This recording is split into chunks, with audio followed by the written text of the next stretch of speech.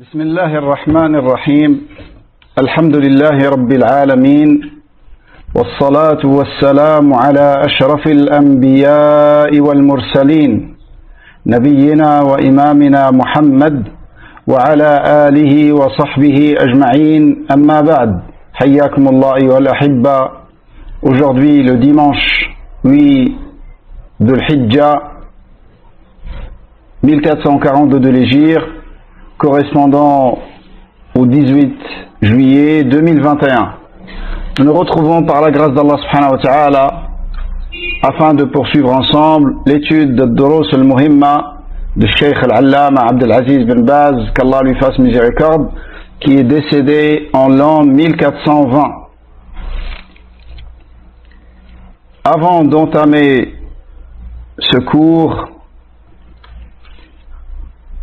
j'aimerais faire un bref rappel que j'espère qu'il me soit bénéfique à moi ainsi qu'à mes frères concernant la journée de demain, la journée de Arafat. Comme vous savez, Arafat, dans un des avis des hommes de science, c'est le meilleur jour de l'année. C'est le meilleur jour de l'année. Et quand tu lis l'ahadith, les nombreux ahadiths qui sont rapportés par rapport au mérite de ce jour-là, tu t'étonnes pas de cet avis. Comme bien même l'avis le plus fort, les deux sont des avis très très forts. Je disais comme bien même l'avis le plus fort, c'est que le meilleur jour de l'année, c'est le jour 10. Le jour de l'Eid, Eid al-Adha, dans lequel se déroule la majorité des rituels du pèlerinage.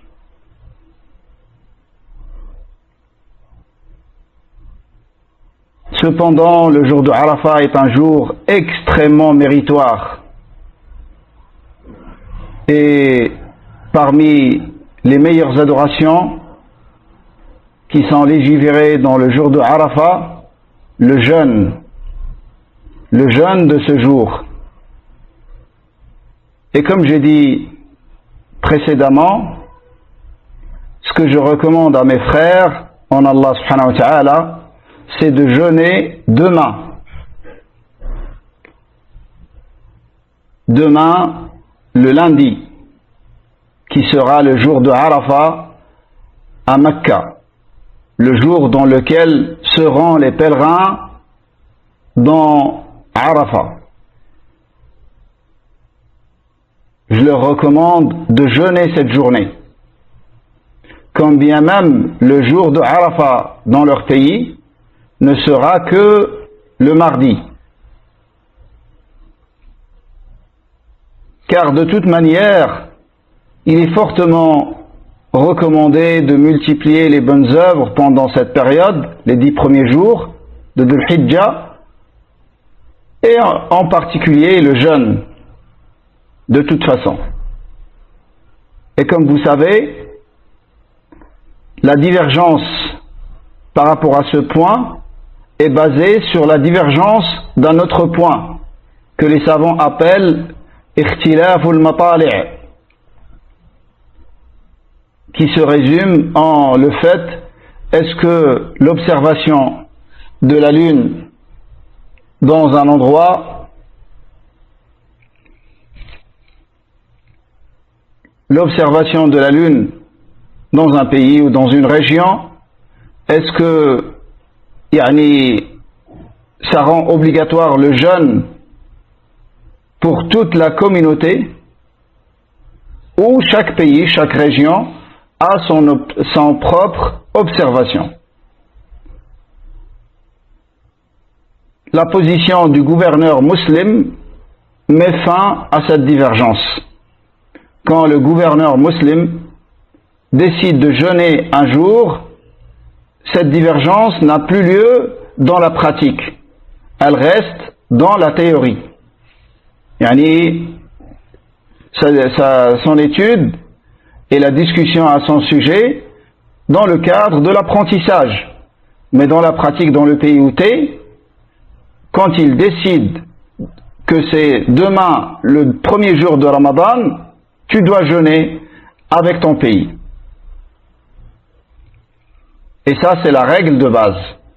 Je ne veux pas rentrer dans les détails, mais ça, c'est la règle de base, et ça nous suffit, à notre niveau, de connaître les règles de base, et de se limiter à ces règles de base, et de savoir que tu ne peux déroger à ces règles de base qu'avec des fatwas des hommes de science, des savants. Donc, cette question de Arafat est basée sur ce même point, ikhtilaf al-matali'. Avec la différence entre Arafat et Ramadan, comme j'ai cité précédemment, c'est que Arafat, son jeûne est surrogatoire. Son jeûne se pratique d'une manière individuelle. Arafat est lié à un endroit et non seulement à un temps. Contrairement à Ramadan, qui concerne la Ummah et qui concerne tout le pays, et c'est un jeûne obligatoire et qui n'est pas lié à un endroit. Il est lié seulement à un temps. C'est pour ça même des savants qui voient ikhtilaf al-matali', ils recommandent de jeûner Arafat avec les pèlerins qui sont à Mecca.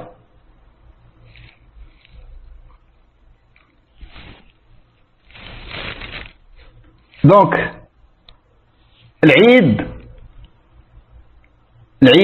ici en Arabie Saoudite, ça sera le mardi. Dans d'autres pays, le mercredi. Donc, l'Eid, tu le pratiques avec le pays dans lequel tu es. Et tu peux jeûner, en plus de jeûner le jour de Arafat dans ton pays, tu peux jeûner le jour de Arafat correspondant au jour à Mecca. Arafat à Mecca en Arabie Saoudite. Comme ça, yani, dans ce point, il y a trois avis. Yani, jeûner uniquement avec ton pays, jeûner avec Mecca uniquement, et ce n'est pas permis de jeûner le lendemain de Arafat à Mecca, car c'est le jour de l'Eid. Et le troisième avis, on prend en considération la détermination dans le pays dans lequel tu es. Mais par précaution, et comme il est légiféré de toute manière de multiplier le jeûne dans ces jours-là, donc tu jeûnes le 8 dans ton pays, qui correspondra au 9 à Mecca, et tu jeûneras le 9 dans ton pays également. Et tu n'auras pas jeûné le jour de l'Eid, car le jour de l'Eid, pour toi, c'est le mercredi. Voilà un détail qui a été demandé par certains frères par rapport à cette question. Donc, selon ta conviction, selon la chose par laquelle tu es convaincu, mais ce que je te recommande de toute façon, c'est de jeûner avec les pèlerins. Yani le jour où les pèlerins seront à Arafat. Et bien évidemment, pour les pèlerins, il n'est pas une sunna pour eux de jeûner à Arafat. C'est pas une sunna de jeûner à Arafat. Mais c'est pour ceux qui ne font pas le pèlerinage.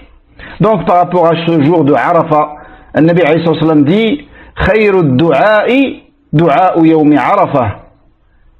La meilleure des invocations, c'est l'invocation dans le jour de Arafat.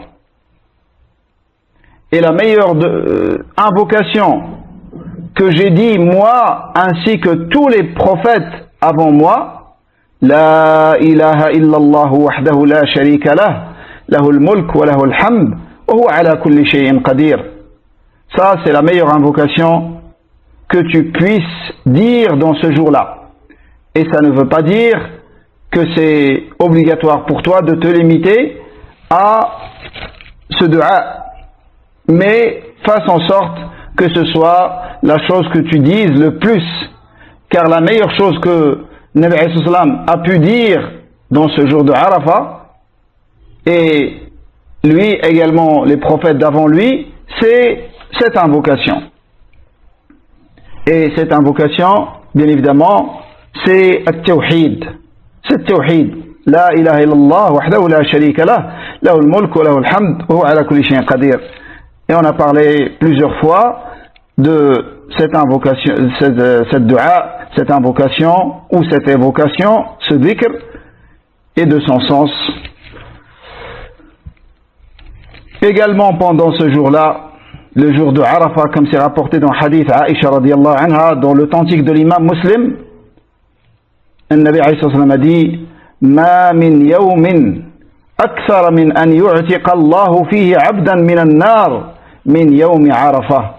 Il n'y a pas un jour dans lequel Allah a franchi autant de serviteurs du feu comme le jour de Arafah.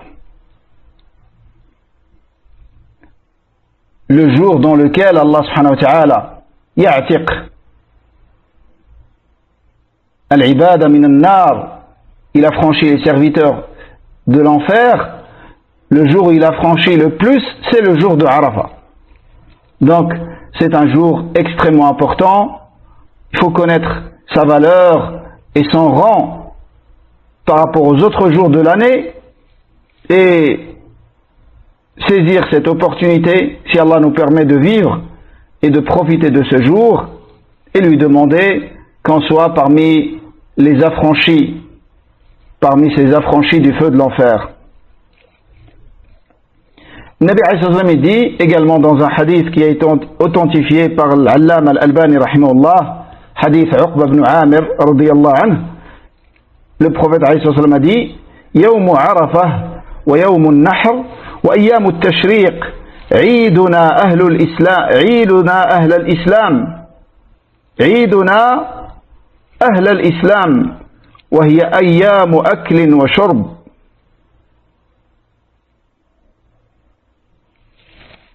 Donc, le Nabi alayhi sallam dit: le jour de Arafah et le jour du sacrifice, le jour de Arafah, le jour 9 de l'Hijjah, le jour de Nahr, du sacrifice, c'est le jour 10. Wa ayyam at-tashriq, les 3 jours de Tashriq, le 11, le 12, le 13. Il dit de ces 5 jours, Eidona, ce sont des jours de fête pour nous les gens de l'islam. Et ce sont des jours dans lesquels on mange et on boit. Donc comme on adore Allah avec le jeûne, on l'adore en mangeant ce qu'il nous a autorisé, et de montrer la joie dans les jours où il nous a légiféré cela, notamment ces 5 jours-là, les 5 jours qui sont cités dans ce hadith authentique, le jour de Arafah, le jour de Nahr et les 3 jours de Tashriq. Et comme vous savez, immoler la bête, c'est une sunna dans le premier jour, le jour de l'Eid, le jour 10, mais c'est autorisé dans le reste des jours de Tashriq. C'est autorisé dans le reste des jours de Tashriq. Mais il ne faut pas retarder sans une excuse valable. Le mieux, c'est d'être en accord avec la sunna du prophète alayhi salatu wassalam. Je termine par un hadith mursal selon Talha ibn Ubaydillah ibn Kariz rahimahullah, rapporté dans le Muwatta de l'imam Malik. Il a dit que jamais الشيطان ما رؤي الشيطان يوما هو فيه أصغر ولا أدحر ولا أحقر ولا أغيض منه يوم عرفة.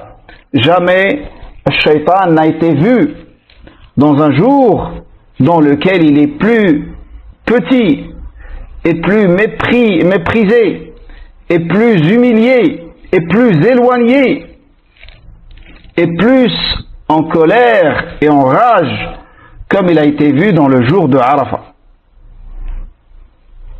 Et ceci à cause de ce qu'il voit dans ce jour-là: l'affranchissement des serviteurs du feu de l'enfer, la miséricorde d'Allah qui descend, le pardon d'Allah subhanahu wa ta'ala des grands péchés à ses serviteurs.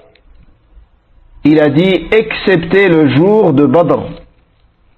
Donc Shaitan, d'une manière absolue il n'a pas été vu plus éloigné et plus méprisé et plus rabaissé et plus petit et plus en colère et en rage comme il est vu dans le jour de Arafat, sauf le jour de Badr où il a été dans un état pire que celui-là dans le jour de Arafat. Ils ont dit pourquoi il a dit alayhi salatu wassalam, ce hadith il est mursal. Vous savez que le hadith mursal c'est parmi les catégories de l'hadith ad-da'ifa, faible. Ça a été rapporté dans le Muwatta de l'imam Malik. Donc j'ai pas pu regarder est-ce que l'imam Ibn Abd al-Barr, comme vous savez, tout ce qui a été rapporté mursal ou balagh dans le Muwatta de l'imam Malik, l'imam Ibn Abd al-Barr lui a trouvé des chaînes authentiques. Parce que l'imam Malik, il voyait pas de mal en le balaghat et en le marasil de certains tabi'in et qu'il les considérait comme authentiques.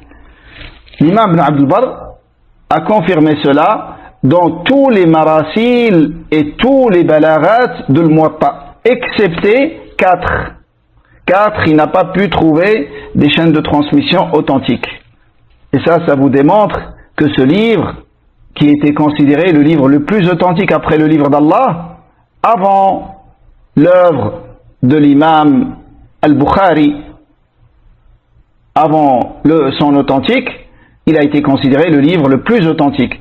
Et la plupart de hadiths dans le Bukhari et dans Muslim, beaucoup de hadiths, ils passent par l'imam Malik dans leur chaîne de transmission. L'imam Malik, il a des hadiths dans lesquels il y a 2 hommes entre lui et le prophète alayhi salatu wassalam. On les appelle as-suna'iyat. L'imam al-Bukhari, la chaîne de transmission la plus courte qu'il a dans son authentique, c'est une des chaînes de 3. 3 hommes, on les appelle as-thulathiyat. 3 hommes entre lui et le prophète alayhi salatu wassalam. Et l'imam Malik, suna'iyat sont très nombreux. Dans l'authentique de l'imam Bukhari, je ne me rappelle pas le nombre de thulathiyat, mais c'est un petit nombre. Donc, excepté le jour de Badr, la grande bataille de Badr, le jour du discernement, de la distinction entre le vrai et le faux, entre la foi et la mécréance, entre l'unicité, al-tawhid ou al-shirk, excepté ce jour-là, ils ont dit au prophète alayhi salam, pourquoi? Qu'est-ce qu'il a vu? Il a dit, il a vu Jibril alayhi salam qui alignait et qui organisait les rangs des anges et qui les préparait pour le combat. Excepté ce jour-là, Shaitan n'a jamais été vu, comme on a dit dans ce hadith.